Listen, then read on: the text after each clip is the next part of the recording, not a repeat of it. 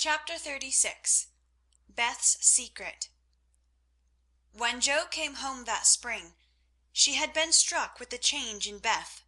No one spoke of it or seemed aware of it, for it had come too gradually to startle those who saw her daily. But to eyes sharpened by absence it was very plain, and a heavy weight fell on Jo's heart as she saw her sister's face. It was no paler, and but little thinner than in the autumn, yet there was a strange transparent look about it, as if the mortal was being slowly refined away, and the immortal shining through the frail flesh with an indescribably pathetic beauty. Jo saw and felt it, but said nothing at the time, and soon the first impression lost much of its power, for Beth seemed happy. No one appeared to doubt that she was better, and presently, in other cares, Jo for a time forgot her fear. But when Lorry was gone and peace prevailed again, the vague anxiety returned and haunted her. She had confessed her sins and been forgiven, but when she showed her savings and proposed a mountain trip, Beth had thanked her heartily, but begged not to go so far away from home. Another little visit to the seashore would suit her better, and as grandma could not be prevailed upon to leave the babies, Jo took Beth down to the quiet place, where she could live much in the open air, and let the fresh sea breezes blow a little colour into her pale cheeks. It was not a fashionable place, but even among the pleasant people there the girls made few friends, preferring to live for one another. Beth was too shy to enjoy society, and Jo too wrapped up in her to care for anyone else. So they were all in all to each other, and came and went, quite unconscious of the interest they excited in those about them, who watched with sympathetic eyes the strong sister and the feeble one, always together, as if they felt instinctively that a long separation was not far away. They did feel it, yet neither spoke of it, for often between ourselves and those nearest and dearest to us there exists a reserve which it is very hard to overcome. Jo felt as if a veil had fallen between her heart and Beth's, but when she put out her hand to lift it up, there seemed something sacred in the silence, and she waited for Beth to speak. She wondered, and was thankful also, that her parents did not seem to see what she saw, and during the quiet weeks when the shadows grew so plain to her, she said nothing of it to those at home, believing that it would tell itself when Beth came back no better. She wondered still more if her sister really guessed the hard truth, and what thoughts were passing through her mind during the long hours when she lay on the warm rocks with her head in Jo's lap, while the winds blew healthfully over her and the sea made music at her feet. One day Beth told her. Jo thought she was asleep, she lay so still, and putting down her book, sat looking at her with wistful eyes, trying to see signs of hope in the faint colour on Beth's cheeks. But she could not find enough to satisfy her, for the cheeks were very thin, and the hands seemed too feeble to hold even the rosy little shells they had been collecting. It came to her then, more bitterly than ever, that Beth was slowly drifting away from her, and her arms instinctively tightened their hold upon the dearest treasure she possessed. For a minute her eyes were too dim for seeing, and when they cleared, Beth was looking up at her so tenderly that there was hardly any need for her to say, "Jo, dear, I'm glad you know it. I've tried to tell you, but I couldn't." There was no answer except her sister's cheek against her own, not even tears, for when most deeply moved, Jo did not cry. She was the weaker then, and Beth tried to comfort and sustain her, with her arms about her and the soothing words she whispered in her ear.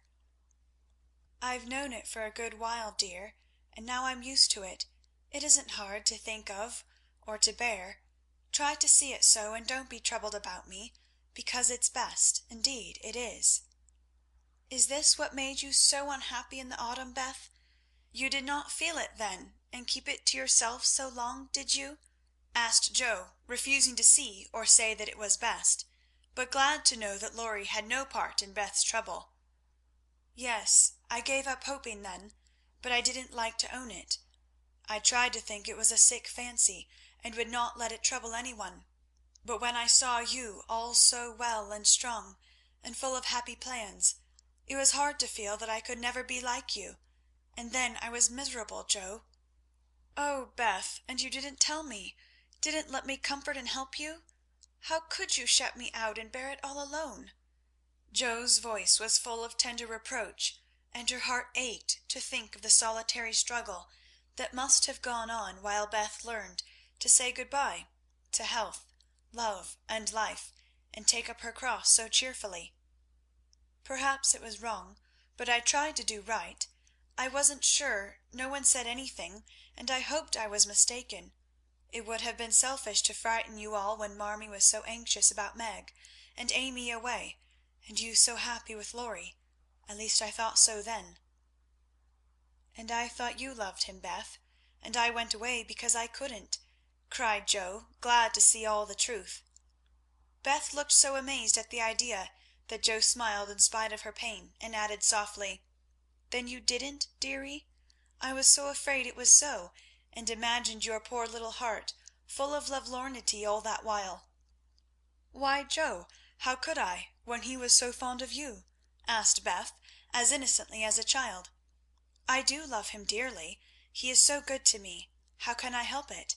But he could never be anything to me but my brother. I hope he truly will be sometime." "Not through me," said Joe decidedly. "Amy is left for him, and they would suit excellently, but I have no heart for such things now. I don't care what becomes of anybody but you, Beth.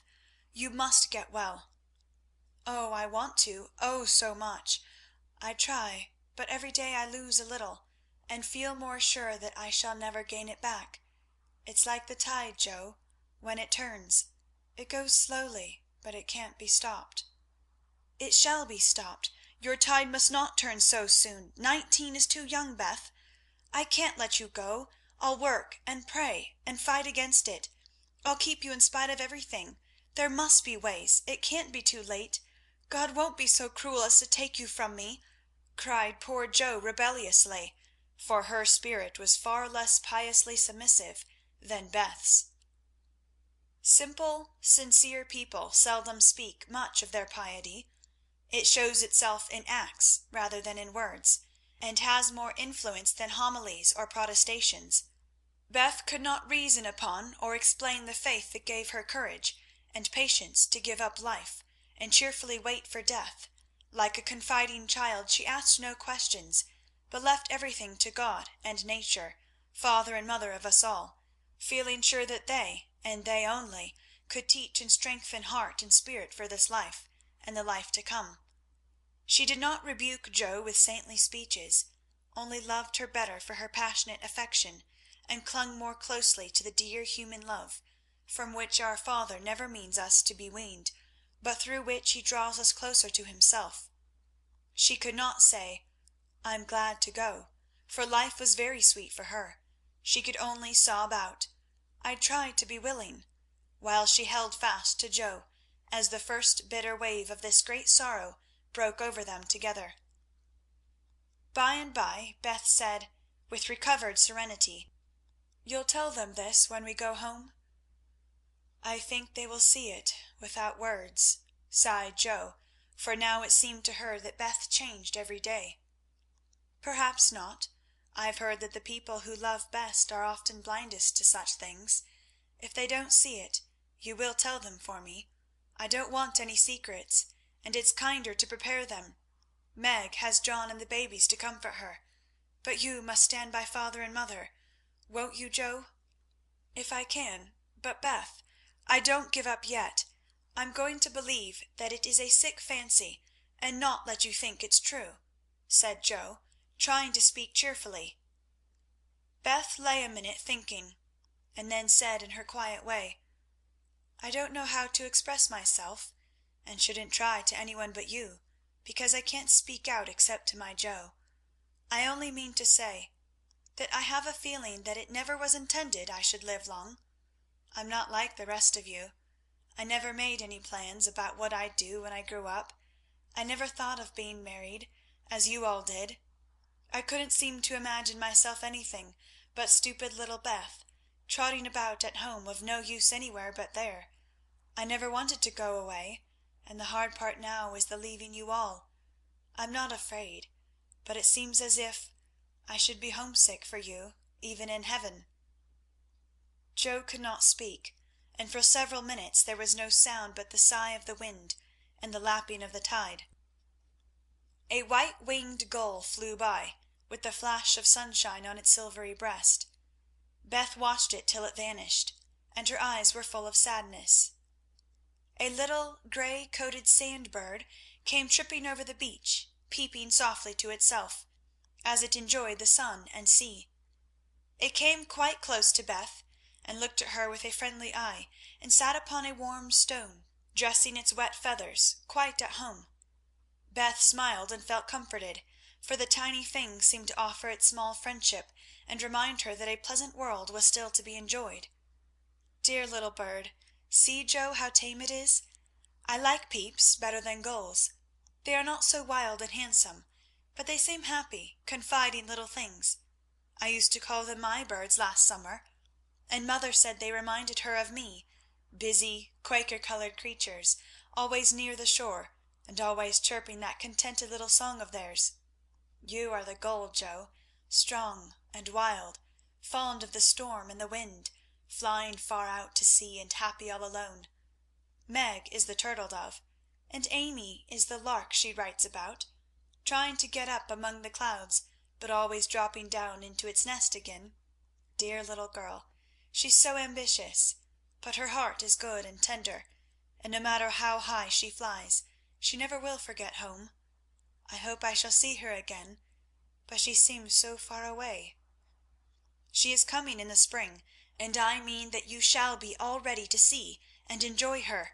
I'm going to have you well and rosy by that time," began Joe, feeling that of all the changes in Beth, the talking change was the greatest, for it seemed to cost no effort now, and she thought aloud in a way quite unlike bashful Beth.